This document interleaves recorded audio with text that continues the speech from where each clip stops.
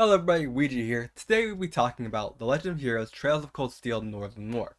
If you can't guess by my signed fee colossal poster or the 2 collector's edition for the 3rd and 4th game, I'm a pretty damn big fan of the franchise. So imagine my excitement last year when it was announced that they would be making an anime based in the Trails of Cold Steel world. When it was first announced, I was hoping for an anime that would expand upon the characters that I know and love from the games. Maybe a slice of life kind of show that would expand upon the friendship of the other Class 7 members with each other, and not just the ones we get to see in the games. Instead, we are getting a show that takes place between the 2nd and the 3rd game, that explains what happened in Northumbria at the time. It's something that is glossed over in the 3rd game, aside from the fact that it ended in the annexation of the state and left some clear trauma on Reen. So we kinda know how the anime is going to end. But that doesn't really matter, because I'm more interested in seeing the details of how it happened, more than anything. And I'm sure most of the people watching this would agree. Before we get into the first episode, let me explain what Trails of Cold Steel is for anybody watching who may not know. Trails of Cold Steel is a JRPG developed by Nihon Falcom. It is the 3rd series in the Legend of Heroes franchise, with the previous 2 being the Sky Trilogy and the Crossbow Duology. It was released in 2013 in Japan, on the PS3 and PS Vita, which is actually where I first played it. The games take place on the continent of Zemuria, which is like a mix between Industrial Revolution era United States and Gundam. Like trains and cars are new, but they have automatic weapons and giant mech suits. In this world, they also have magic called arts that they use via orbments and stones called quartz. These quartz have elements attached to them. I'm not going to go over all the details of the world, I'll explain as they are brought up in the show. This show takes place, like I mentioned earlier, between the 2nd and 3rd installments of the Cold Steel series. Now let's get into episode 1 of Northern War, as I would call it, titled, Appears He, the Hero of Twilight. Spoiler in effect, I will be going over some details about the first episode. The first episode of the show opens up with a young blonde girl, probably 4 or 5, running into her grandfather's arms, before everything is engulfed in flames, and we see an older version of the girl looking at their home burning to the ground. Before the show cuts to the present and there is a battle going on between some northern Jaegers and some monsters. They did a really good job of staying faithful to the monster designs from the game here. They look exactly like they do in the game. I was honestly curious how they would go about implementing the monster designs in the show, as they can be a little goofy.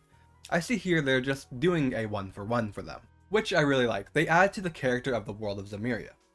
We are then introduced to what I assume are our 3 protagonists, 2 goofball veteran northern Jaegers named Ivano and Tak, and then we have a more quiet Jaeger named, well, we'll get to that later, they just call them Rook right here.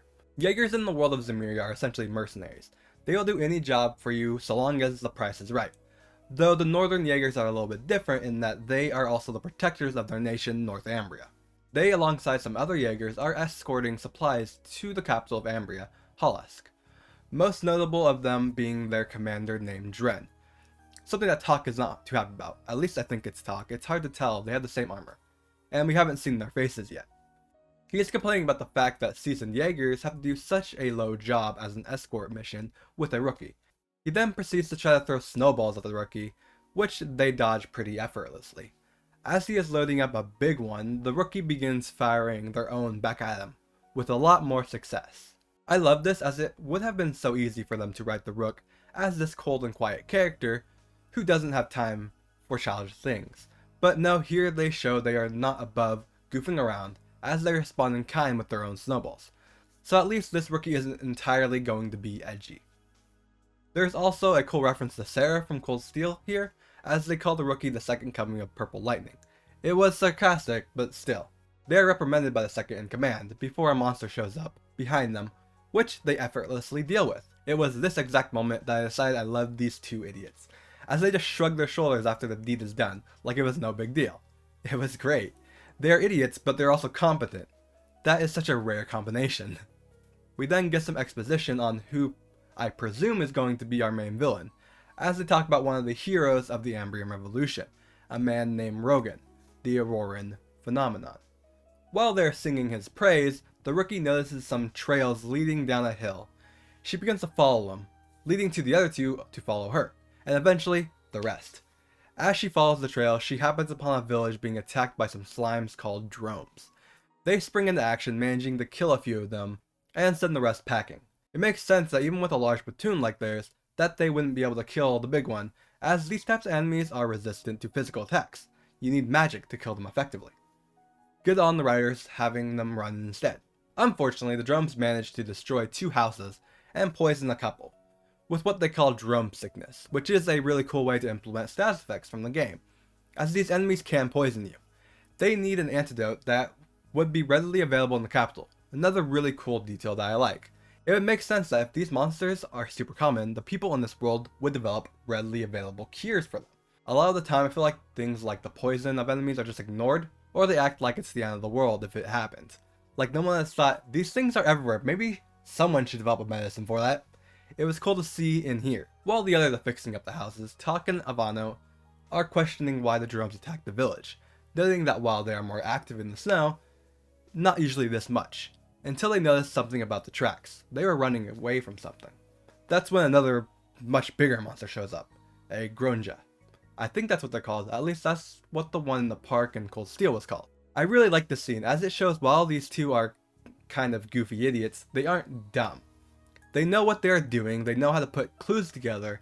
I really like that, it gives the characters some more dimension. The battle begins and it isn't looking good as Commander Dren is injured, saving this swordsman. That's when our rookie rushes in guns blazing, managing to drive it back a little bit. The other two soon join in to buy the other Jaegers time to retreat. The rookie soon gets sent flying by a punch, landing behind the beast, and Tak and Ivanor run out of ammo.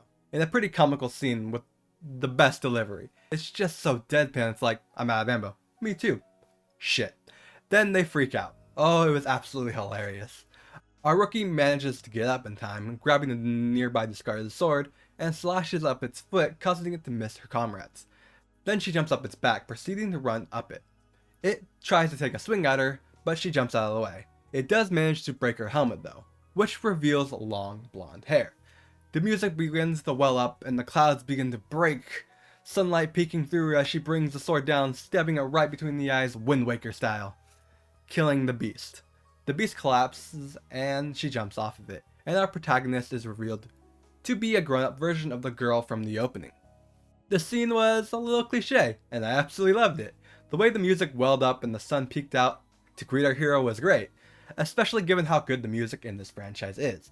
The reveal that our protag was a girl, and the girl from the beginning, was predictable, but still really well done.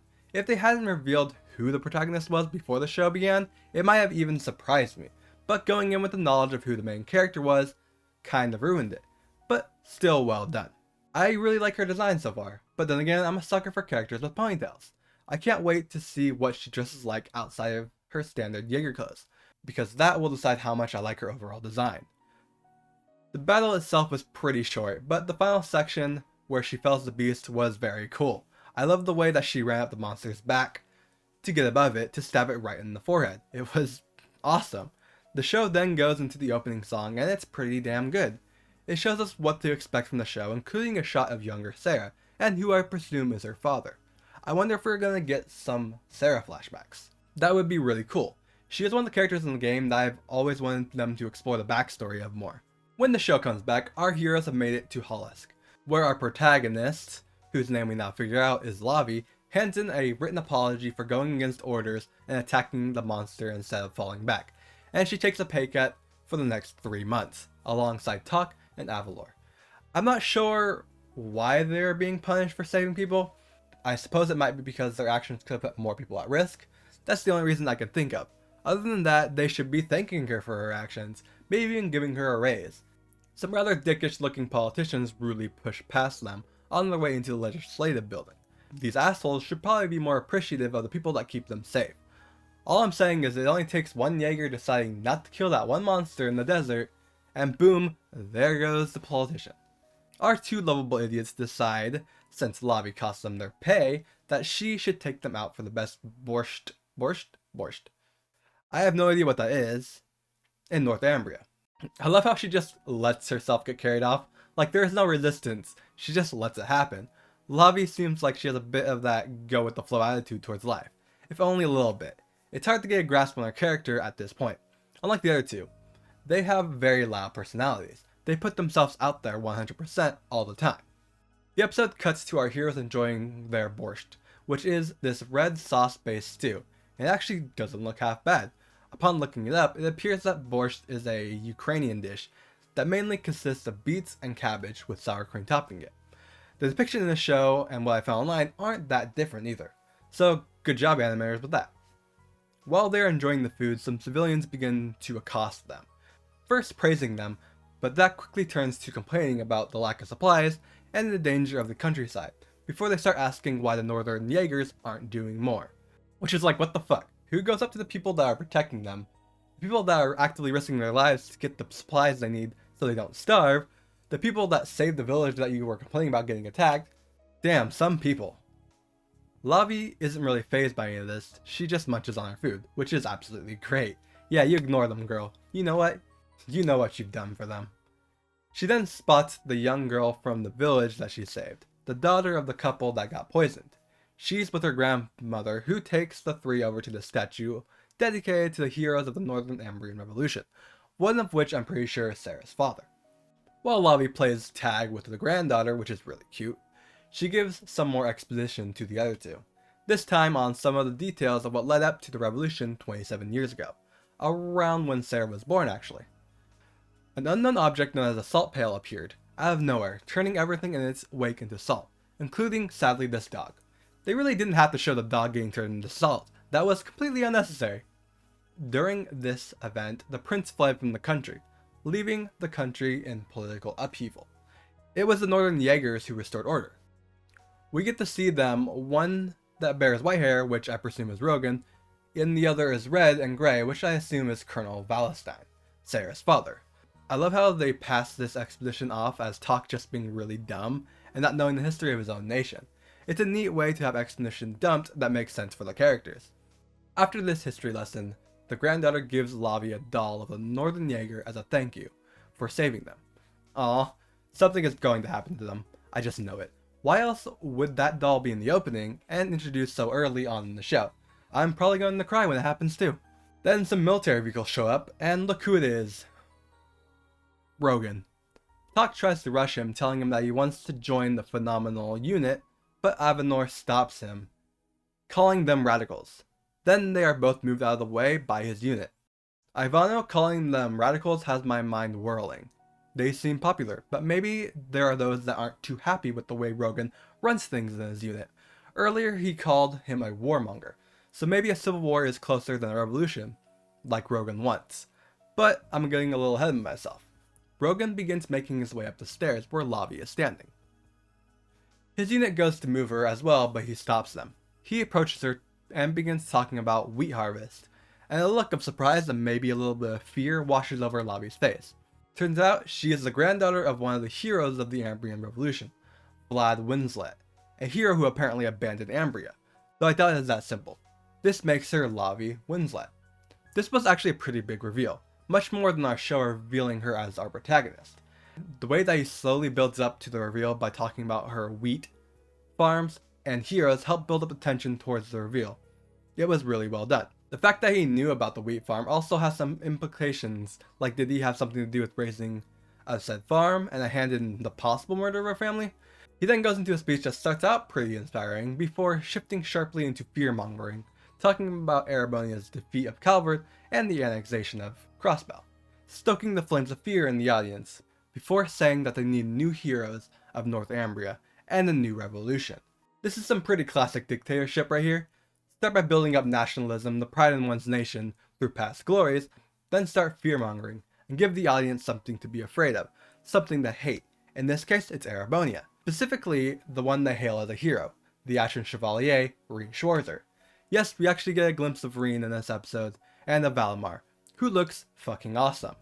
Can't wait to see more of him. In psychology, they call this crowd contagion. He is using his own strong emotions to pull the crowd into the hate with him, into his crusade for a war.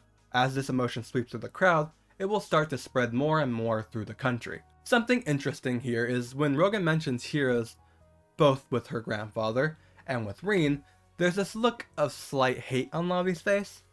This gives me some sort of idea of what sort of character she is, or at least what her character arc may be. Lavi grew up with a grandfather as a hero, one that likely, given the fact that he abandoned Ambria, wasn't treated like a hero. She grew to despise the word hero, to hate the idea of heroes, so her journey will be one of accepting heroes and getting over that idea, likely as she grows to become one, which she will probably fight tooth and nail. This episode ends with them raising their swords over the newly declared revolution. Episode 1 of Northern War was a pretty slow episode, but if you are a fan of The Legend of Heroes, you know that that is to be expected. Nihon Falcom is known for their slow burn stories. This episode gives us a small taste of what is to come in the story, introducing us to our heroes and our villains. So far, I like our heroes. Tak and Ivanos seem like lovable goofballs, characters that will help break the tension in the more serious moments of the show, which, given what we know about what happens during this time, will be a good thing. But while they are goofballs, they aren't stupid, showing throughout the episode that they are both competent and smart, being able to both handle monsters quite easily, as well as being able to deduce the reason for Slime's attacking the village. While we haven't got much of our main character's personality, with her being rather quiet throughout this, they did give us some sweet samples of the kind of person she is. She seems to be a character like Fee, a character that for the most part are quiet, but not afraid to goof around and have fun. If she is anything like Fee, I will love her, as obviously, Fee is my favorite character. We were introduced to our villain as well in this episode, Rogan, who I feel like, while at the moment is just our obvious evil guy who wants a war, I feel like as we get more of his backstory, he will wind up being an Alexei from Tales of Vesperia kind of character. A character that truly thinks he's doing what's right for his country. A character that has just been led down the wrong path, probably by someone like Ouroboros. I like that he and Lavi have a sort of personal connection, with him being another of the heroes from the North Ambrian Revolution. It's an interesting plot point. While again the episode is a bit on the slow side, it never feels poorly paced. I was engaged the entire time. As far as the animation goes, it's pretty good. All the characters and monsters look very good. The landscapes are very pretty. As far as action scenes go, we haven't gotten enough of a sample size for me to make a real judgment on the animation, as we really only got one action scene. That was rather short, but it was really cool. I really enjoyed the ending of it with the reveal of Lavi's character design. Overall, this episode was slow, but it was still very good. I'd give it an 8 out of 10. I can't wait to see more. So if you enjoyed this video, give it a like and consider subscribing, and tell me what you thought of the episode in the comments below. Thank you so much for watching. Weegee out.